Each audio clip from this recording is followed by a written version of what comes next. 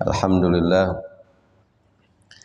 alhamdulillahillazi ja'ala as-salata kitaban mawquta 'alal mu'minin. Wassalatu wassalamu ala khatamil anbiya wa imamil mursalin.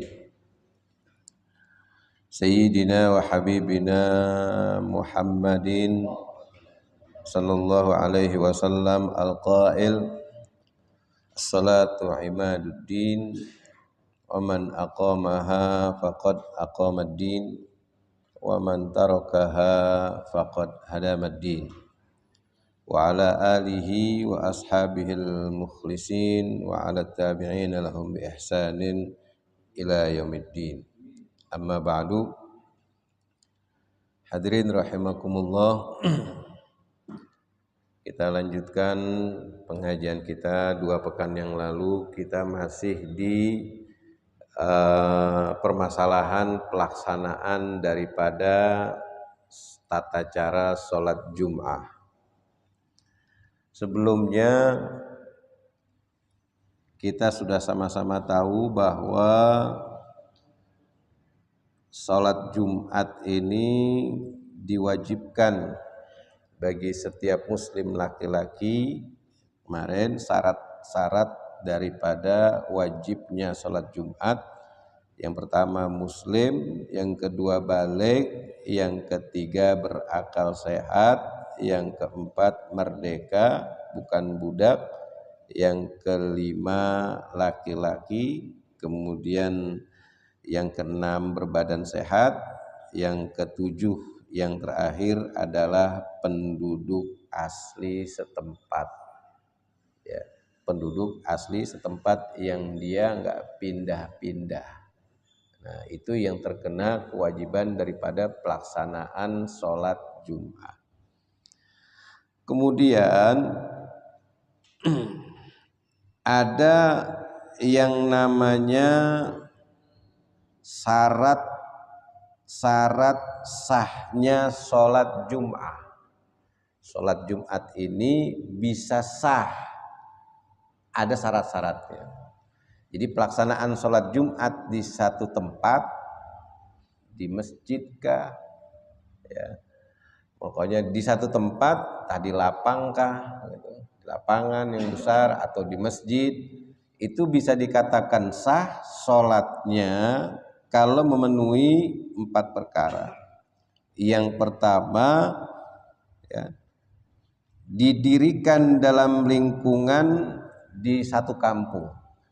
Jadi kalau di hutan nggak ada perkampungan yang banyak, dia nggak sah. Jadi kalau satu kampung kayak di sini di Pekayon, satu kampung itu memenuhi syarat pertama, bisa didirikan daripada pelaksanaan sholat Jumat. Oh, di kampung ini penduduknya cuma sekian, terus kosong, terus ada lagi bangunan lagi, udah nggak perlu Jumatan. Ya.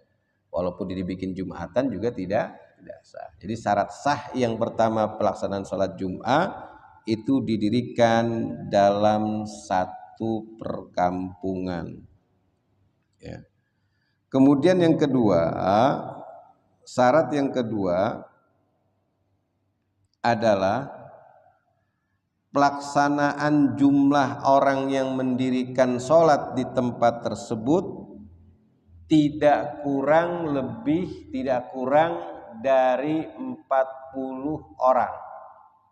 Yang 40 orang tersebut kemarin kita udah bahas disebut dengan ahlul Jum'ah.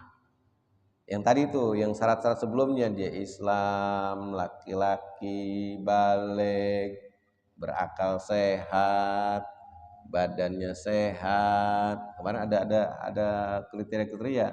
Kemudian dia penduduk di situ yang dia enggak pindah-pindah. Itu namanya ahlul Jum'ah.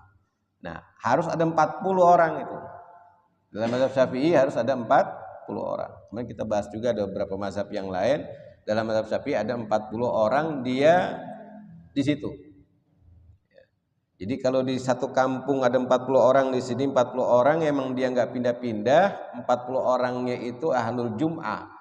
Dia laki-laki, muslim, berakal sehat, balik, kemudian badannya sehat, al-afiyah, dia nggak pindah-pindah, yang 7 tadi, 7 kriteria tadi, maka dia harus ada 40 orang itu. Kurang satu dalam mazhab Syafi'i tidak, dalam mazhab Syafi'i tidak sah.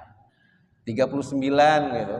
Kemudian sama khotib 40, khotibnya kebenaran dari luar kampung tersebut, Jumatannya tidak sah. Dia harus ulang kalau punya waktunya memungkinkan, atau dilaksanakan sholat zuhur. Dilaksanakan sholat zuhur. Itu yang kedua. Jadi jumlahnya harus ada 40. Yang ketiga, syarat yang ketiga Jumat dikatakan sah ya, jika pelaksanaan sholat Jumat itu dilakukan di waktu zuhur. Pelaksanaan Jumatannya di waktu zuhur, bukan di waktu asar atau bukan di waktu sebelum zuhur. Jadi waktunya di waktu zuhur pada hari Jumat. Namanya sholat Jumat hari Jumat. Kemudian yang ke berapa tadi? Syarat yang keempat, yang terakhir adalah hendaklah, ini yang paling penting, hendaklah pelaksanaan sholat Jumat diadakan di satu tempat, tidak beberapa. Begini, janganlah pelaksanaan Jumat dalam satu tempat, dalam beberapa tempat. Satu kampung di sini pelaksanaan sholat Jumatnya ada berapa kampung, dekat sini bikin Jumatan lagi, nggak bisa, tidak memenuhi syarat daripada pelaksanaan sholat Jumat. Kecuali kalau tempat tersebut ya, tempat masjid, pokoknya dalam fikih Syafi'i itu ada masjid jami, ada masjid ghairu jami. Masjid jami itu masjid tempat pelaksanaan sholat Jumat. Nah, dia boleh bikin Jumatan dalam satu kampung tersebut, boleh Jumatan lagi kalau memang tempat tersebut sudah tidak mencukupi menampung daripada pelaksanaan sholat Jumat. Boleh dia buka, atau dalam keadaan darurat, kayak dulu COVID ya kan, darurat, boleh dibikin deket-deketan. Tapi kalau sekiranya tempat tersebut masih kosong, masih cukup, masih bisa dipakai buat pelaksanaan Jumat, kemudian dia laksanakan sholat Jumat lagi dalam mazhab Syafi'i, maka itu akan bermasalah. Bermasalahnya di mana? Ya. Kalau ada satu tempat, ya, satu perkampungan tanpa ada hajat, kemudian dia bikin Jumatan berbagai tempat. Musola ini bikin, musola itu tempat sholat ya. Jadi kan masjid ini bikin, tapi masjidnya itu berdekatan, nggak jauh, ya. Tanpa ada hajat. Hajat maksudnya kayak model kayak COVID gitu. Kemudian tempat di sananya nggak muat, kalau terus kita bikin lagi boleh.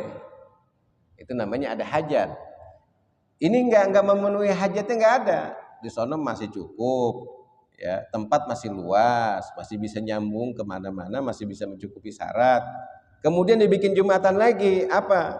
Dalam mazhab Syafi'iyah mengatakan, maka kalau sudah ada di situ, maka siapa yang sholat Jumat pertama kali, dia yang sah, yang lain tidak sah. Dalam Fiqhul Islami wa Adillatuh, Dr. Wahbah Zuhail mengatakan siapa yang takbiratul ihram pertama, kalau satu tempat ada beberapa Jumatan, maka dialah yang sah, maka yang lain sholatnya tidak sah, maka harus diganti dengan sholat zuhur. Bahaya. Ini dalam mazhab Imam Syafi'i.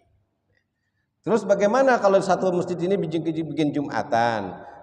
Dalam waktu yang tempat berdekatan bikin Jumatan, tidak memenuhi syarat, hajatnya tidak memenuhi syarat, sama-sama bikin Jumatan.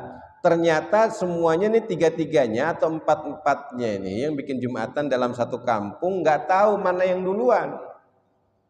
Ketika nggak tahu mana yang duluan, maka mereka harus sholat, kalau waktunya mencukupi, bikin sholat Jumat lagi, digabung semuanya satu tempat. Kalau tidak memenuhi syarat, kalau nggak kalau tidak memungkinkan, maka semuanya harus sholat zuhur kembali. Ini dalam mazhab al-Imam Asy-Syafi'i. Makanya hati-hati. Ini syarat sahnya sholat Jumat. Syarat sahnya sholat Jumat. Jadi bikin Jumatan nggak sembarang bikin Jumatan. Ya, bikin Jumatan satu musola boleh nggak Jumatan? Boleh. Gitu. Cuman harus memenuhi syarat yang tadi, syarat sahnya Jumatan. Jangan sampai satu masjid dia bikin Jumatan, ngotot saya kudu bikin Jumatan. Tanggung jawab di akhirat. Orang sholat Jumatnya tidak sah yang di situ.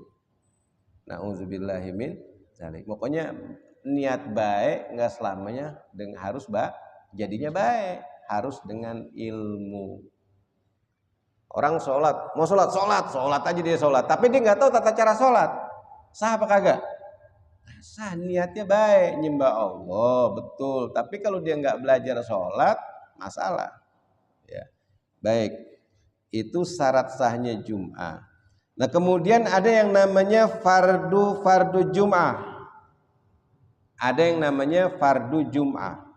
Fardu Jum'ah itu yang pertama adalah harus ada 2 khutbah.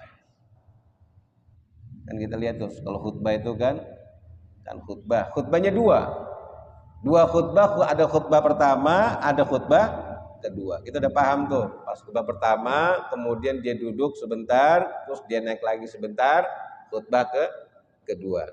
Itu fardu Jum'ah. Fardu Jum'ah seperti kita fardu sholat. Tahu fardu sholat kan? Kalau sholat takbiratul ihram, niat takbiratul ihram, baca Fatihah, itu fardu sholat. Ini fardu sholat Jum'ah. Yang pertama, dia harus ada 2 khutbah. Khutbah pertama dan khutbah kedua. Kemudian di situ kan ada khotib. Untuk jadi khotib juga harusnya sebagai ahlul Jum'ah harus tahu nih. Kalau kita sebagai ahlul Jum'ah dalam satu masjid yang daripada pelaksanaan sholat Jum'ah, harus tahu. Nah, ada syarat-syarat menjadi khotib. Enggak harus sertifikasi jadi MUI, sertifikasi Depak, enggak. Ada syarat dalam Islam, ada syarat-syarat untuk menjadi khotib. Enggak sembarangan. Yang jelas khotib harus laki-laki, enggak bisa perempuan. Baik Idul Fitri maupun Idul Adha maupun sholat Jum'ah, khotib harus laki-laki, nggak ada khotib perempuan. Ada satu kampung di sana di Depok, giliran sholat Idul Adha sama sholat Idul Fitri yang khotib perempuan ada di sana. Terus saya tegur pas datang ke rumah, siapa yang khotib? Ente sholat di mana? Saya sholat di sini. Kenapa nggak di tempat ente? Iya, itu perempuan, ibu-ibu. Terus yang khutbah siapa? Ya ibu-ibu juga kan. Nggak sah khutbahnya. Khutbahnya tidak sah karena harus laki-laki. Khotib harus laki-laki. Apalagi Jumat. Nah, yang pertama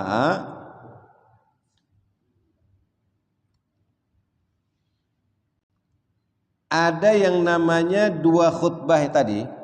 Dari 2 khutbah, ya. Tadi harus laki-laki. Oke, yang itu kita singkirin dulu di sini. 2 khutbah itu mempunyai syarat sebagai berikut. Yang pertama, khatib hendaklah menyampaikan daripada khutbahnya dalam keadaan berdiri. Ya. Menyampaikan khutbahnya dalam keadaan berdiri jika memungkinkan. Kalau dia nggak bisa berdiri, boleh dia sambil duduk. Kalau khutbahnya dia nggak kuat berdiri, ada orang jadi khotib, dia nggak kuat berdiri, dia boleh duduk. Nanti pas giliran dia khutbah pertama, dia berhenti sebentar, seakan-akan dia udah memisahkan antara khutbah pertama dengan khutbah kedua. Kemudian dia lanjutkan. Kalau dia nggak kuat berdiri, boleh juga dia khutbah dalam keadaan tidur, boleh. Nah, jadi khotib dia harus dalam keadaan berdiri. Kemudian yang kedua,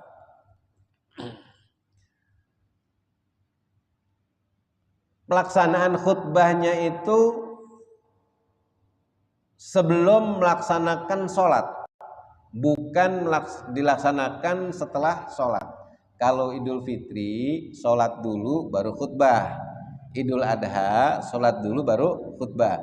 Kalau Jumat khutbah dulu baru sholat. Ya. Jadi pelaksanaan khutbahnya harus dilakukan sebelum sholat Jumat. Kemudian yang ketiga, si khotib harus suci dari hadas besar dan hadas kecil. Jadi kalau si lagi khutbah kemudian dia kentut, batal tuh khutbahnya.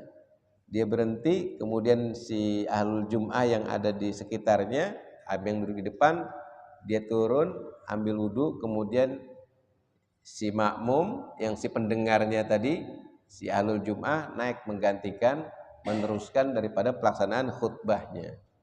Jarang yang kayak gitu ya. Ada khutbah, khotib batal gitu, kemudian naik satu jamaah. Pernah lihat?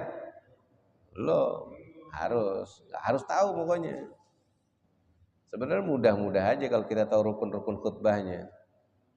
Ya, rukun khutbahnya mudah, yang penting rukun-rukunnya dilaksanakan. Kalau ada yang terjadi kayak gitu, dia turun, si khotib turun, kemudian salah satu jamaahnya, salah satu ahlul jum'ah yang dibawa, dia naik menggantikan daripada si khotib. Dari suci dari hadas besar dan hadas kecil. Kemudian dia harus suci dari najis baik di badan maupun di pakaian dan tempat khutbah. Tempat khutbah pokoknya dibersihin gitu. Satu masjid itu bagian, pokoknya ada takmir masjid itu pengurus masjid itu baik dibersihin, digaji. Bagian bersihin Jumatan, biar ada yang bersihin. Kalau sekarang pas giliran pelaksanaan sholat Jumat, khususnya bagian tempat khutib. Jangan sampai, saya ada satu tempat pernah saya khutbah, kemudian di mimbarnya saya lihat, aduh kotor banget. Ya nggak apa-apa sih kalau kotor, yang penting tidak najis. Ya, khawatir dia ada kucing. Kadang-kadang kan kalau masjid terbuka ada kucing masuk, dia beranak di bawah mimbar. Dia kencing masuk, kencing gitu kan. Ya, harus dijaga.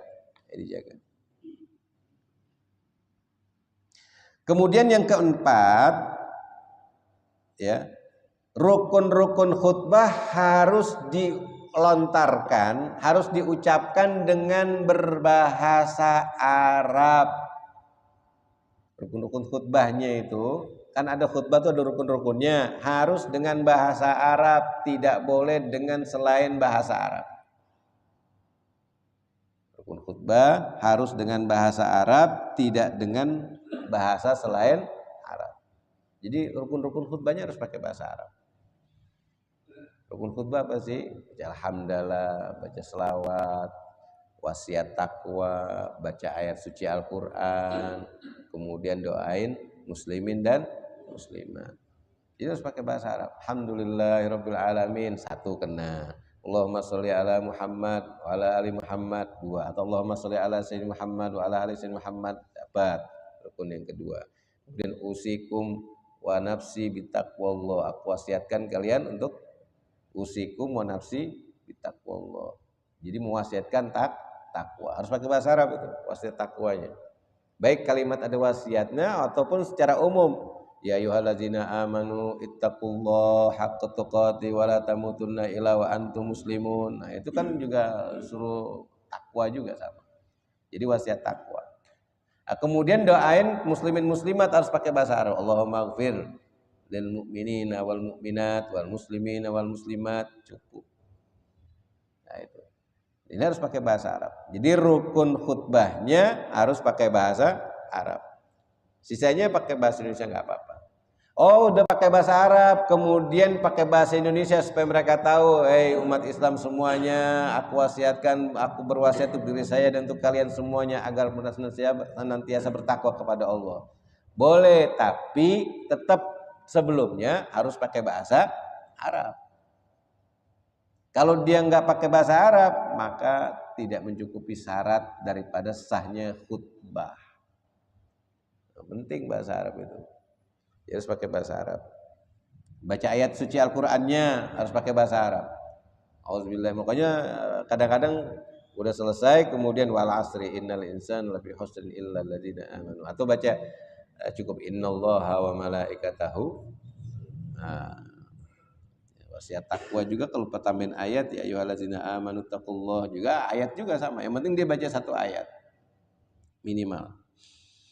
Kemudian yang kelima itu harus mualat berturut-turut antara rukun yang satu dengan rukun yang lainnya. Begitu juga dengan khutbah yang satu dengan khutbah yang lainnya. Tidak terputus panjang. Tidak terputus panjang. Jadi harus berkelanjutan. Contohnya lagi khutbah, baru khutbah pertama tiba-tiba diserang sama musuh, kabur semua ya, wah berantakan. Terus 10 menit 5 menit kemudian baru mulai lagi khutbah kedua, nggak bisa, harus diulang lagi.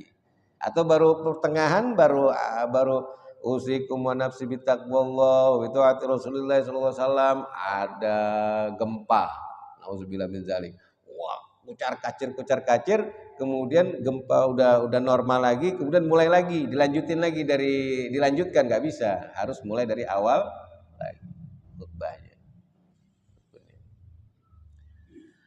Kemudian yang keenam, hendaklah rukun-rukun khutbah yang tadi didengar minimal 40 ahlul jum'ah.